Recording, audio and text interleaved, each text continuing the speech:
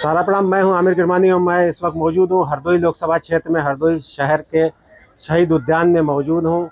इस समय हमारे साथ कुछ वरिष्ठ नागरिक हैं जिनसे हम जानना चाहेंगे कि आम चुनाव की यहाँ हरदोई में चौथे चरण में 13 मई को मतदान होना है। ऐसे में वे कैसी सरकार चाहते हैं जिससे देश और समाज और ख़ास तौर पे अपने लोकसभा क्षेत्र का भला हो, और कैसे देश को आगे ले जाया जा सकता है। कैसी सरकार चाहते हैं आइंदा? देखिए, सरकार ऐसी चाहते हैं जैसी वर्तमान में है राष्ट्रीय सरकार। राष्ट्रीय सरकार जो राष्ट्रीय विकास और अंतर्राष्ट्रीय मंच पर भारत को ऊंचा उठा सके।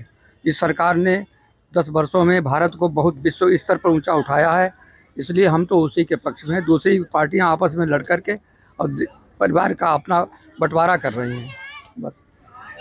जो बेरोजगारी और महंगाई और अन्य मुद्दे हैं उनके लिए विपक्ष भी कहता है, जनता भी लोग परेशान है, उनको कैसे आगे ले जाए? ऐसा है, इनके मोदी के आने के बाद बहुत सारी कंपनियां, विदेशी कंपनियां देश में आई हैं, जिनसे बहुत बेरोजगारों को रोजगार मिला है।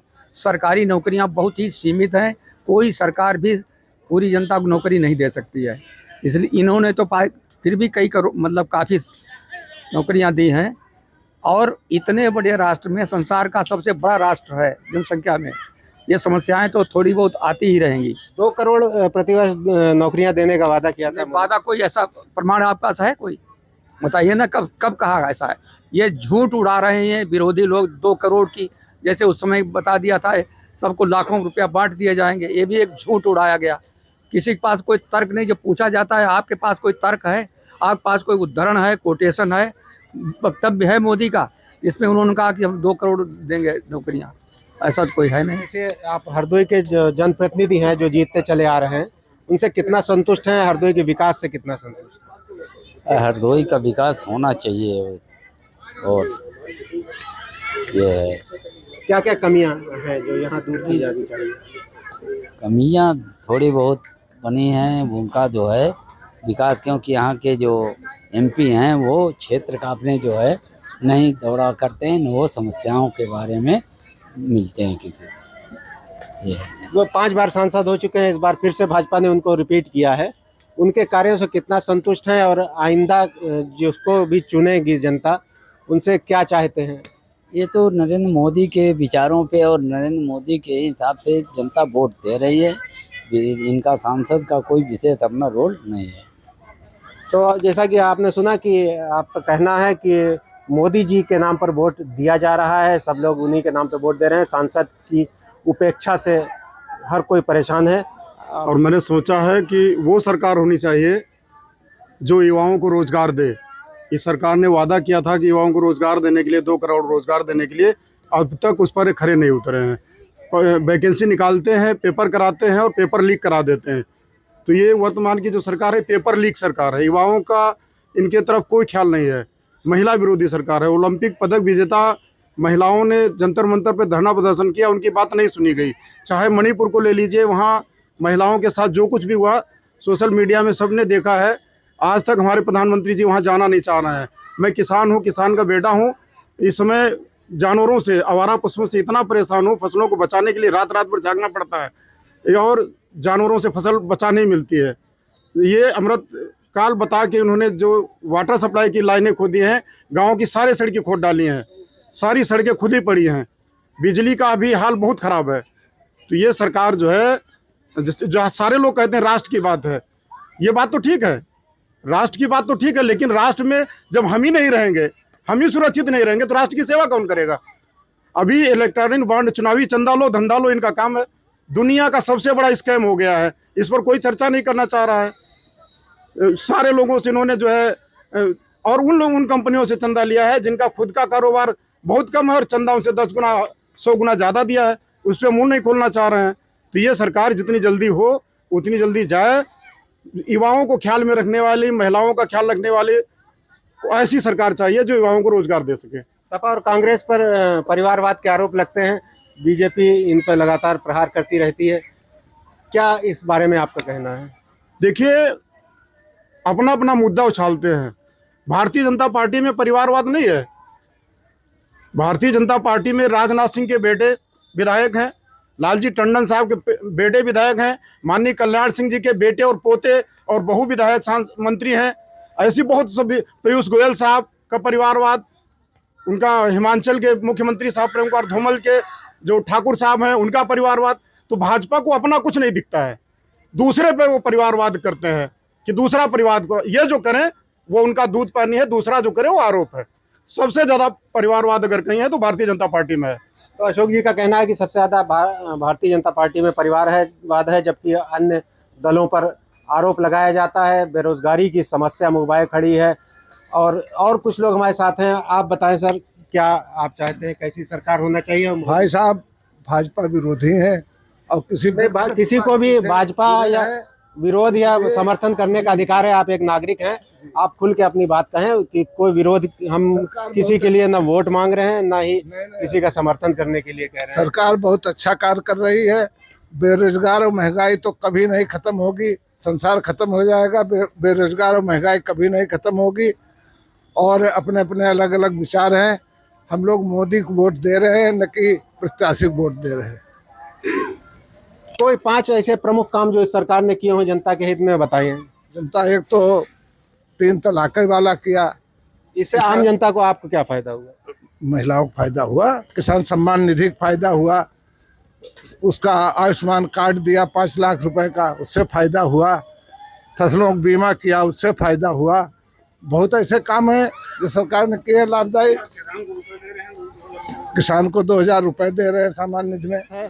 हम चर्चा कर रहे हैं हरदोई लोकसभा क्षेत्र में, और इस वक्त हम हरदोई शहर में मौजूद हैं। यहाँ कुछ लोग मौजूद हैं जिनसे हम उनकी राय जानना चाहेंगे कि कैसी सरकार चाहते हैं। 13 मई को मतदान होना है, और कैसी सरकार आप चाहते हैं?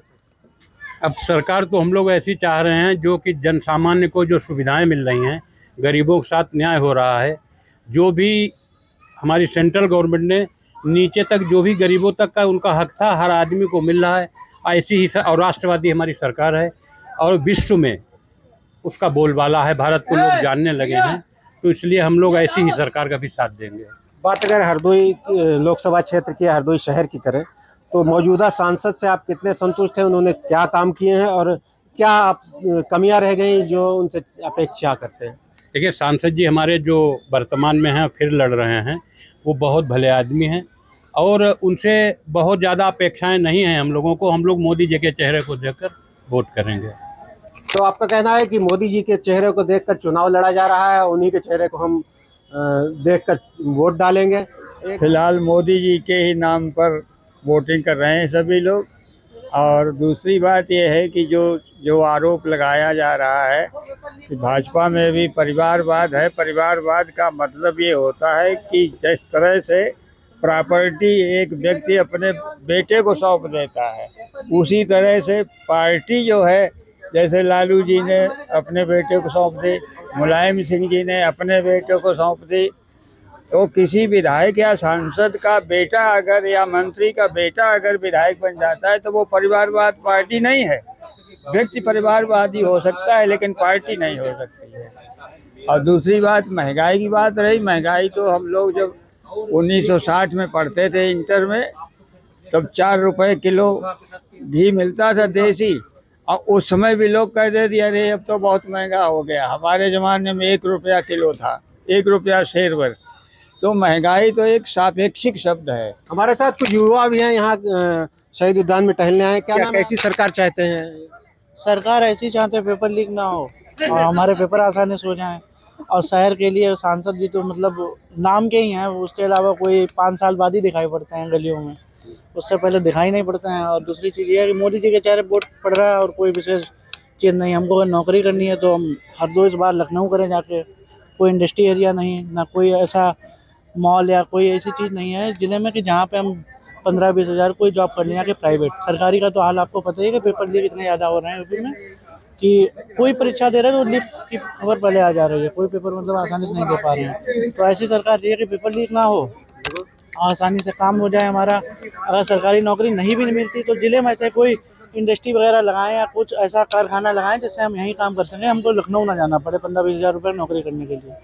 तो यही जैसा कि इनका कहना है कि बेरोजगारी एक बड़ी समस्या है और ऐसी सरकार चुनना चाहते हैं जो युवाओं को रोजगार दे सके, डेवलपमेंट हो। मौजूदा सांसद से ये संतुष्ट नहीं दिखाई दे रहे हैं। बातें बेरोजगारी एक मेन मुद्दा है, और देखा जाए तो युवाओं के लिए बस अभी तो रोजगार ही मेन चीज़ है, बाकी तो अभी इतना कुछ खास हम लोगों के लिए है नहीं।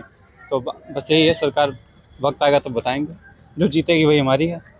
तो जो जीतेगी, इनका कहना है कि वो हमारी सरकार है। और हम और कुछ हमारे साथ बुजुर्ग जुड़ गए हैं, उनसे एक बार फिर से आप के पास लिए चलते हैं। मोदी जी के बारे में ये कहना है, विश्व स्तर के नेता तो हमारे सबसे अच्छे हैं, इसमें तो कोई शक नहीं है। और मोदी जी की विदेश नीति और रक्षा नीति की मैं बहुत ही तारीफ करता हूँ, मगर जो प्राइवेटाइजेशन हो रहा है, जो इंदिरा जी ने ये इसको राष्ट्रीयकरण किया था, ये मेरी समझ से ठीक नहीं हो रहा है। और जहाँ तक जो बच्चे हम लोगों के पीरियड में तो ज़्यादातर वो टेस्ट हुए और पास करना मुश्किल था, सर्विस मिली सबको, और सबको गवर्नमेंट सर्विस नहीं मिल सकती, ये सही है, मगर जो भी टेस्ट होते हैं पेपर्स आउट हो जाते हैं, ये कोई अच्छी बात नहीं है। तो मौजूदा सरकार और मोदी जी से काफ़ी संतुष्ट दे रहे हैं, उनकी विदेश नीतियां, आर्थिक नीतियों की भी तारीफ कर रहे हैं, लेकिन यह भी इनका कहना है कि सबको न तो रोजगार दिया जा सकता है, न तो सरकारी नौकरी दी जा सकती है। ऐसे में हरदोई के मतदाता जब 13 मई को मतदान के लिए जाएंगे तो वो कैसी सरकार चुनते हैं, ये तो 4 जून को ही पता चलेगा। लेकिन देश में काफ़ी लोग एक ही तरफ मुड़ते दिखाई दे रहे हैं, लेकिन आने वाले वक्त में ही पता चलेगा कि 4 जून को क्या परिणाम आता है। सहारा समय के लिए हरदोई से आमिर किरमानी।